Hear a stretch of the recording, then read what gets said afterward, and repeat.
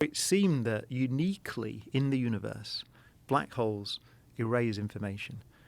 And that's a big deal because nowhere else in all of physics does anything erase information from the universe.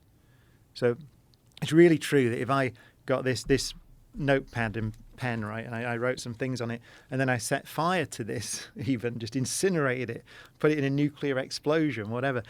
In principle, according to all the laws of nature that we know, if you collected everything that came off, all the radiation, all the bits of ashes and things, and you could just measure it all, then just in principle, the idea is you could reconstruct the information.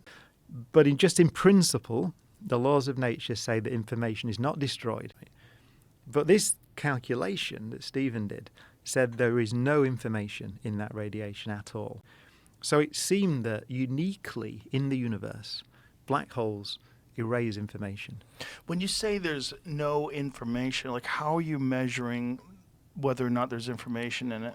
So really in bits. I mean, the idea is, and I should say it's very much in principle this. So no one thinks in practice you could reconstruct what I wrote down on this if you set fire to it. But in principle, Well, maybe sometime in the future, maybe a million years from now. in principle, you could just collect everything. Then somewhere in that all that radiation and ashes and light that's come off the thing is the information. But the thing about Stephen's calculation was that even in principle, it said there is no information.